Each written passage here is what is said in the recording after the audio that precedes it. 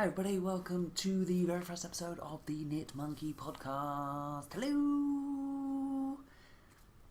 If you missed me, I'm back. If you didn't miss me, tough, I'm back anyway. I have been kind of talked into doing this. People said they kind of, missing my lovely face. Kicking around, so why not? Let's just do it. I am Dave. I am Knit Monkey, KINTTMONKEY. I am on Instagram as Knit Monkey. I am on Twitter as Knit Monkey. I'm also on Ravelry yet again as Knit Monkey with 2 T's. I've just changed my name back, actually, just this second before I sat down to record. A while ago, I was known Knit Monkey originally. I had to change it out for reasons, but you know what? I don't care anymore. Whatever reason it was, it's done. It's been done a long time, so I've changed back. So yay, Knit Monkey is back. There will be a group coming up in Ravelry just to say hi. Yeah, if you're watching, come and join. If you're not watching, don't join because you won't even know about it. This will be going up on a separate channel as well to the Goth Monkey Gaming channel, which is kind of grinding to a halt. I don't know what I'm doing with it. But the main problem is I've been having sound problems with the recording, so I'm trying out the mic I bought ages ago with this just to see how it sounds, and if it's working properly then I will actually implement on that side and we'll get cracking on that again. So this is a podcast with some knitting. This is a podcast with some geeky chat, a little bit about life, and also what I thought I would do is suggestions, because I float out suggestions with a few friends of what we should talk about. Just obviously give us a few segments to go through. Obviously people are talking about what I read and what I'm watching. So you'll get a little bit of that. Really at the moment I haven't been reading a lot. Timeless and time kind of puts things into perspective with regards to finding time to read. Finding time to knit, as you'll see in a minute, is really slim. So we'll go into bits about what I've been watching, and also I thought I would do something a bit unusual at the end, because obviously I'm not putting this out with adverts, I'm not looking to make any cash out of it, anything like that.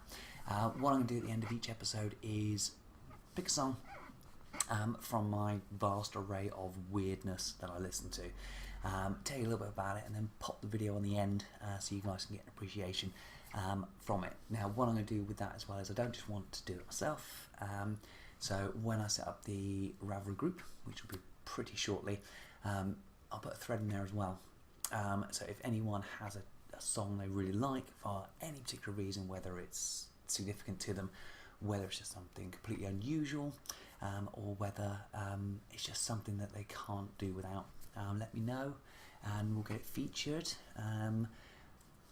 And the first track I'm going to use this afternoon, I say this afternoon because it's Mother's Day, in fact in the UK here, and it's kind of 2 PM when I'm sitting down, so it's nice and sunny, nice perspective. I quite like the light here at the moment, but obviously it's not always possible to do it here, so we'll move around.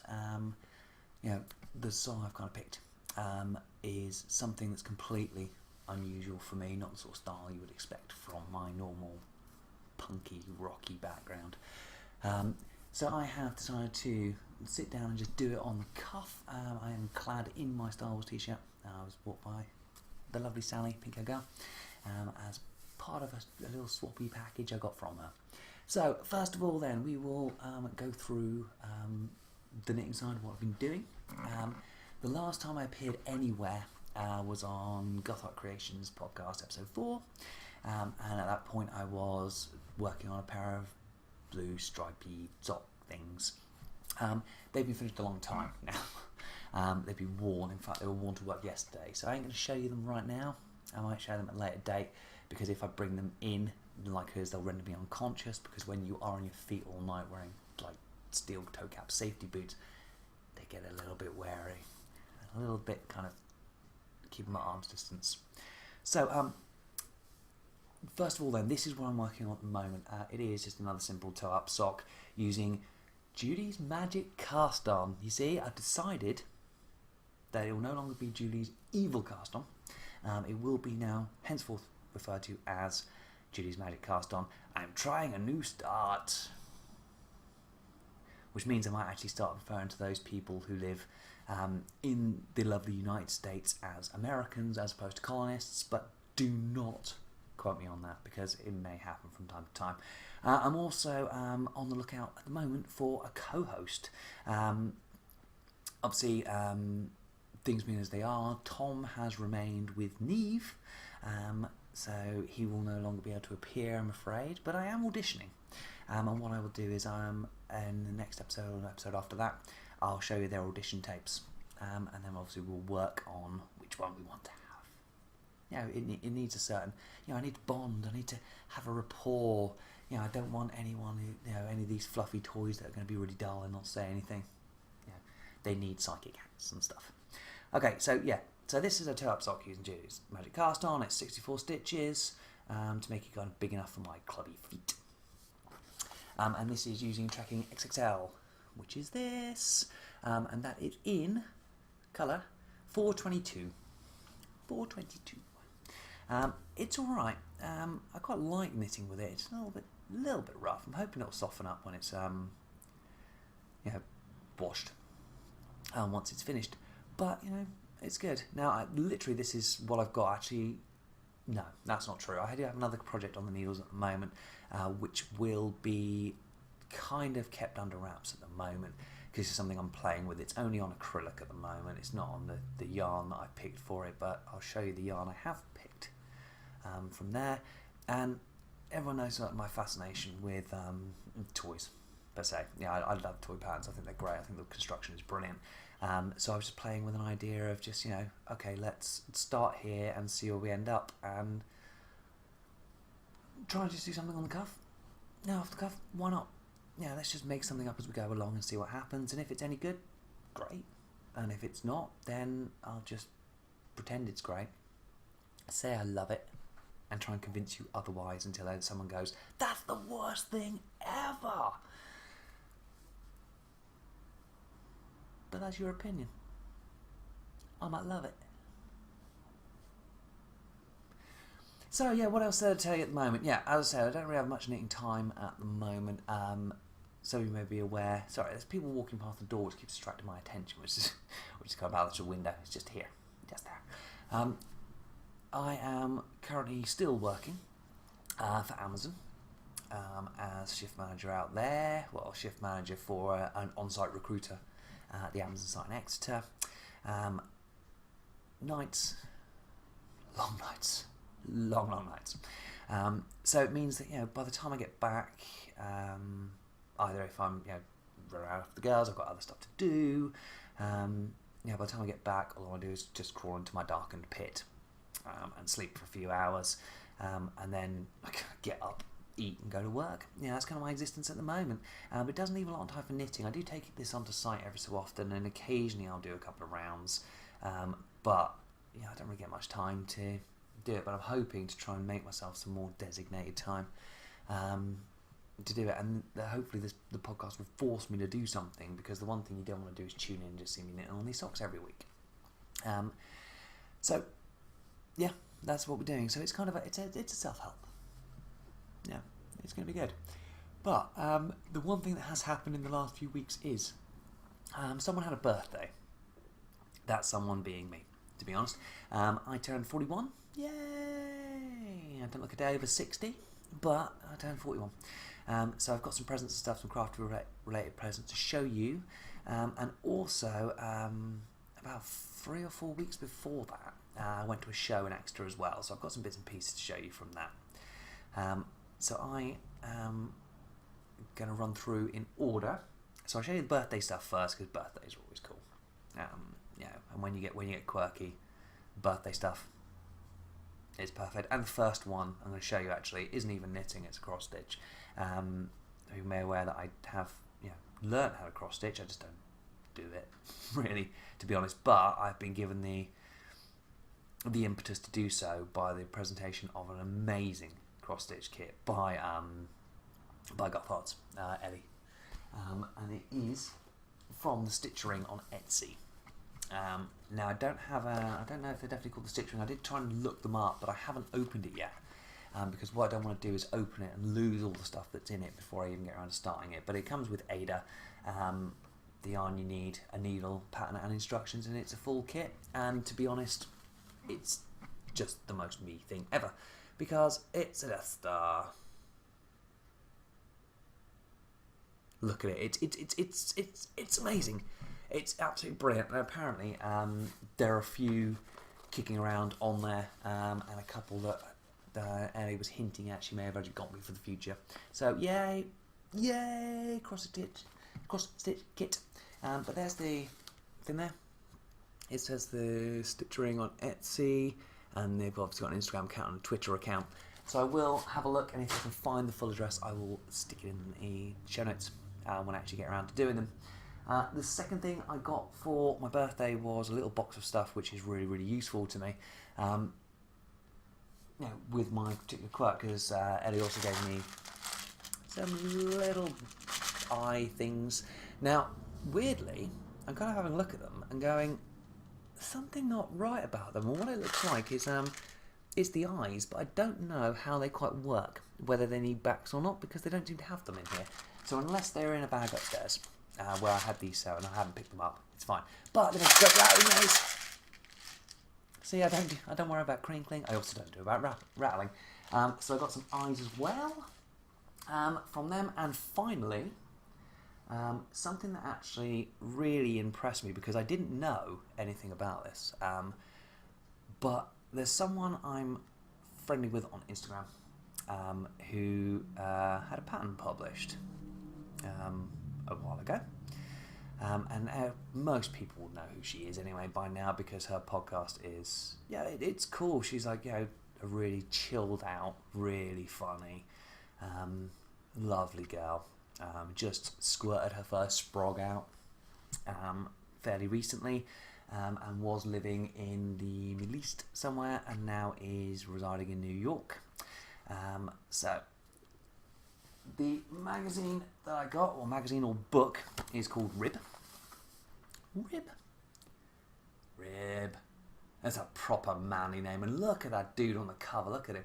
I'm trying to work out whether that's a really big sweater or he's just immense. He's not the sort of guy you want to be messing about with. Is really, walk into in a dark alley, he's going to rip your spleen out.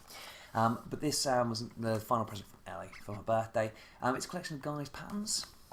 Hannah Fettig is in here. But the one I was really interested in and flipped through and caught my eye immediately is right at the end.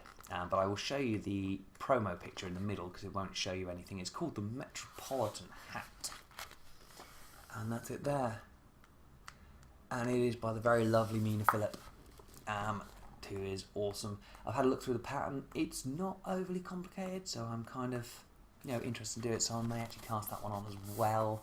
I think monogamous knitting is going out the window at the moment, because I don't have the attention span to deal with it. So I don't know where it came from, but it looks like it's published by Bettina.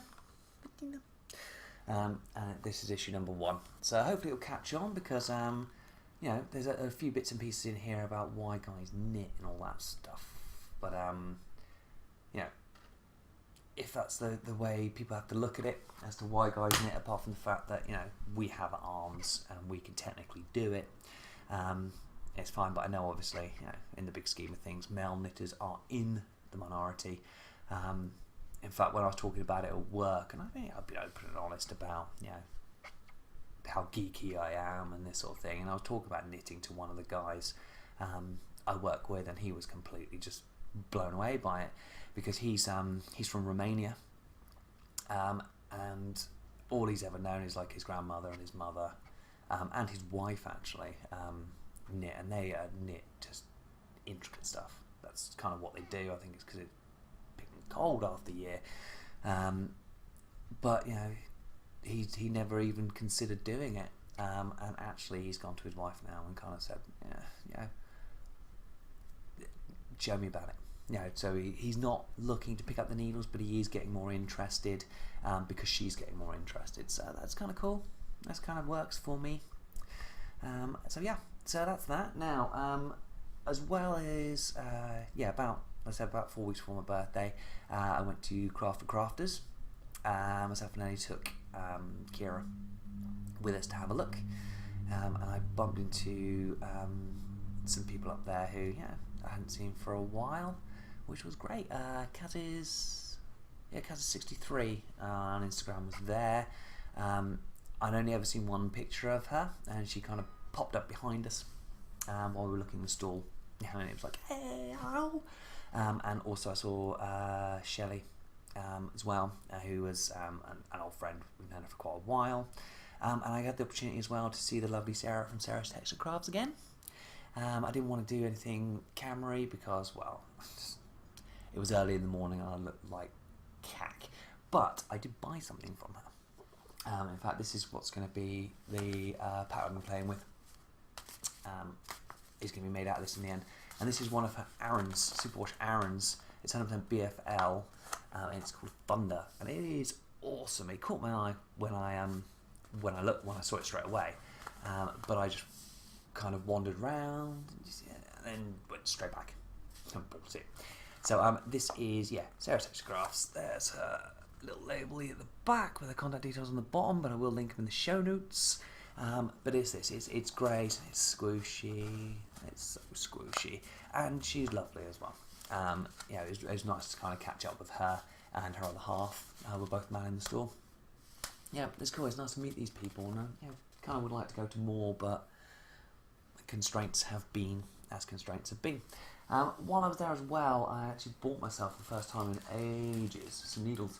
I bought myself some Knit Pro Zings DPNs, of all things, 5s and 6s. They're called $5.50. Yeah, there's a little price on them.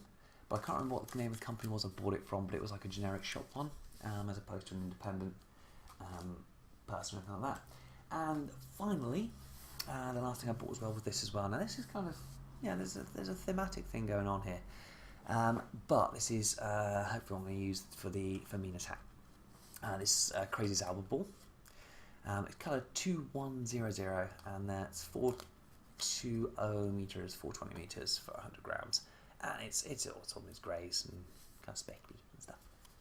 But that, it's cool. I really liked it, and that caught my eye first, and I think it must have been because I was thinking about Sarah's yarn. I saw it and just went, must have. But it was very good. That's all I bought. In fact, I think Kira came away with more than me. So, yay! Good for restraint. But Craft Crafts is one of those shows where there is some knitting stuff, but not a great deal. A lot of it is sewing and decoupage, and card making, all that stuff. And, that doesn't really interest me so much. I don't have the inclination to go off and make my own cards and things. That's what Moonpig is for. Just saying. Right, okay. So that's kind of about it. So what's been happening in the world over the last, where are we now? 3 months? 3 months? See, this is kind of a boring corner. The sofa is amazingly comfortable, I will say, but it's kind of boring colour. It's green. But I'm just in temporary at the moment until I pick up my new place. I've seen a few, so once obviously I've got myself settled, we'll get a bit more funk in the background here. I have been spending a lot of time doing random stuff with the girls because that's what it's all about. In fact, we've actually kind of fallen in love with a little cafe in Exeter. And every city should have one. I think a lot of cities are getting them now.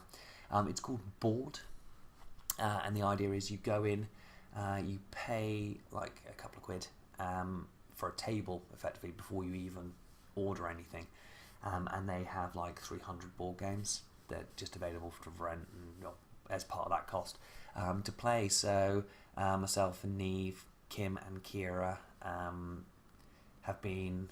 they've been getting a crash course in Dungeons & Dragons, which is something, obviously they knew about and they'd heard about, but it's been quite cool just to go and play for an hour or so every couple of weeks. Also, we've been to the cinema. We went to watch Beauty and the Beast. Now, I did put on Facebook as well afterwards my slight confession about it. Now, I went to watch the original Beauty and the Beast when it came out with actually my friend's girlfriend at the time. He'd gone away, and we were kind of bored and we didn't want to go out. It was one of those conversations that happened after I bumped into her in town, so we went and watched Beauty and the Beast. And this time I had the pleasure of taking the girls, and I really enjoyed it. I really, really enjoyed it.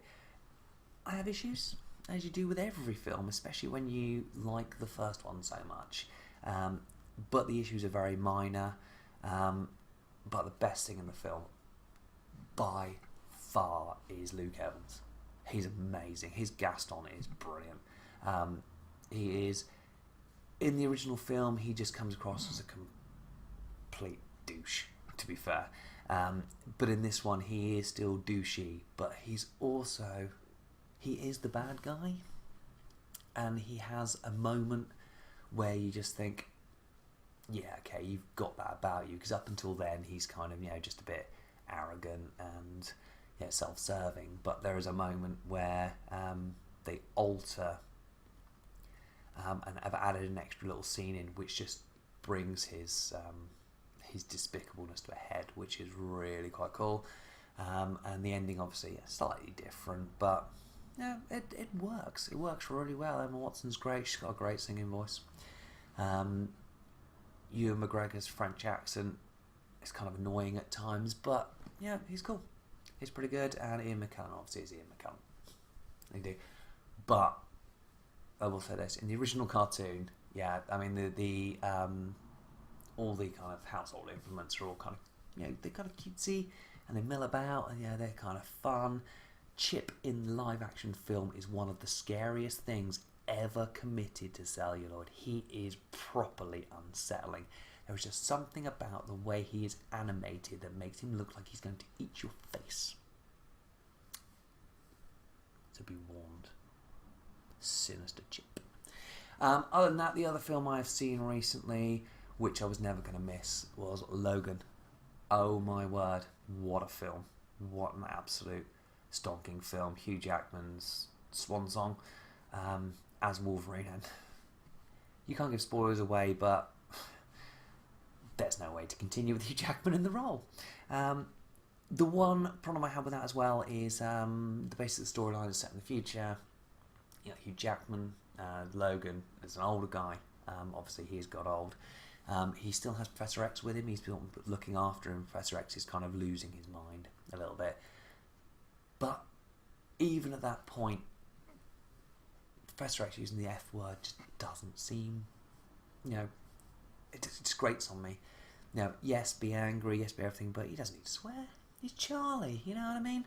And then obviously into the mix comes this girl. Then they are looking for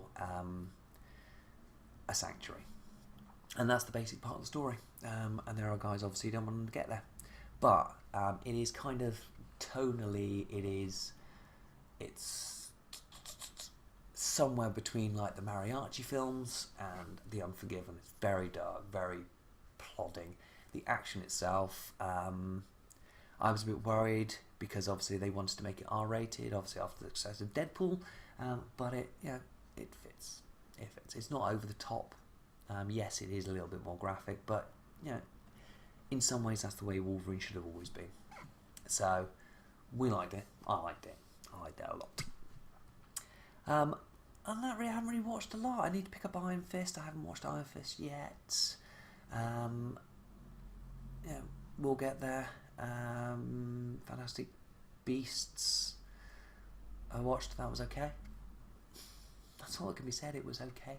It was a good film, but I'm not Harry Potter's biggest fan, so it probably would have had a greater love from me had I been more into the Potter. But it was critical. So that's kind of my watching. That's kind of where we are, where we've been. But I really don't get a lot of time, as I said, to watch a lot, and everything I kind of encounter seems to be while I'm eating or sort of milling about, and it always seems to be The Big Bang Theory. The channel over here, E4, just seems to show Big Bang Theory incessantly. So every time I'm wandering around, it's like, oh, Big Bang Theory is on, surprise. But, it works for me.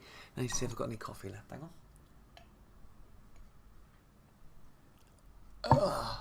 A little bit, and that was very cold. Okay, so is there anything else I need to really go through with you? No, in particular with regards to the craft side or the geeky side. So what I will do is I will cut this one kind of short today, just because I'm trying to get a feel for it. What I want from people is your feedback, to be honest. Whether I decide to continue with it, whether I, decide to just sort of go, well, whatever. I don't get a lot of time, so it may just be something that's sporadic. It may be something that is, every week. It may be a month. I don't really know. I'll just play it by ear to start off with. So let's go on to the last segment. Like I said, I want to talk to you all about songs and musicians and things. Now, my complete theory is that the best kind of period of time for music, okay, forget 50s and 60s. Obviously, that's the thing that influenced everyone. Forget, the mid-90s kind of indie revolution in England. Forget all that, blowing away something. Best period for music was literally between the end of 91 and the middle of 93. So sort of a year and a half. It also coincides with the time I turned 16, so you can get an idea of how old I actually am. And within that time, some of the best albums of all time, the ones I grew up with, the ones that mean the most to me, were released. However, I'm taking a bit of an aside from there at the moment. You will get some tunes from back there, because I have such a deep love for a few of those albums. However, this one that I'm going to at the moment is it's a tune. The only way to describe it is it's a tune. When we have the warehouse at night, obviously there aren't very many of us in there. I mean, there's like 16 or 17 of us. It's it's not a great deal. So we have the radio on pretty loudly. But because it's a warehouse at night, obviously things are slightly different. I don't know if anyone's actually got an experience with working nights, but your reality is slightly different. Not only do you work completely opposite most of the rest of the world, but the way you talk to people, the conversations you have, because you are kind of making the most of a captive audience and night shift, so you are fairly frank. Normally, you don't have time for messing about because it's a busy environment. But the other thing that is quite noticeable that we have all worked out is when there's music on, you really pay attention, because the job that everyone does in the warehouse is, it's mundane, isn't it? It's not very taxing, let's put it that way. But it just means that you pay attention to everything coming along. And I'd heard this song a couple of times in the run-up to starting work, but within the first 4 or 5 shifts, I kind of reheard it. I was like, wow, I haven't heard this for a year or so. And then by about the second time, I actually took the time out and just listened to it properly. And now it kind of has become a tune. The way, the only way to describe it as a tune is that everyone in the warehouse kind of has a tune. And what that is the moment when someone appears next to the stereo bit and just kind of tweaks the volume a little bit. In fact, there's one guy who puts his tune on so loudly that people just stare at him blankly, and then they just belt it out. It's become this almost tradition. And for anybody who has ever heard me sing or attempt to sing, if you can imagine a cow giving birth while being stuffed through a wood chipper, and that's kind of the level. But this song is just, it's one of those songs that I suddenly picked up every word to, and I will belt it out so that people kind of stare at me. And it's funny to do that. It's funny to just lose, the inhibition, especially without a drink inside me. It's very rare to do that. So I'm going to play it for you now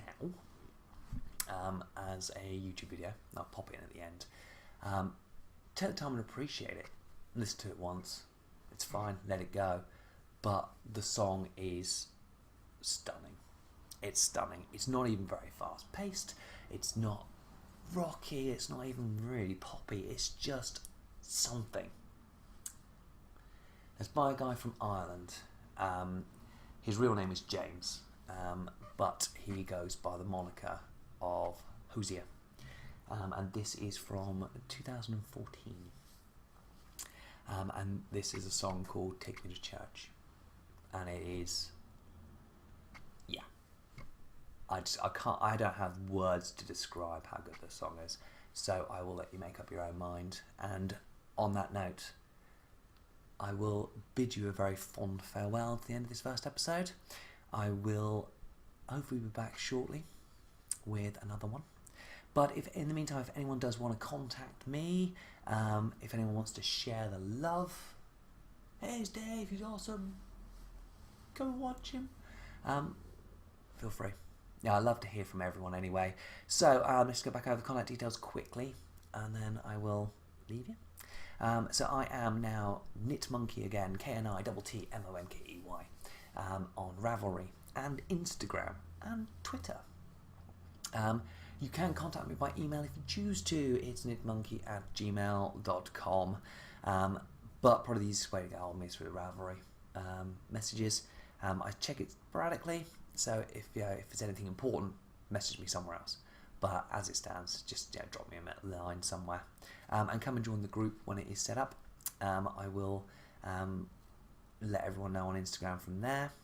And yeah, that's it. It's episode 1 done. So hope it's any good. So hope people have enjoyed it. And I hope to see you next time. And as I said, finally, just to leave you with Take Me to Church by Hozier.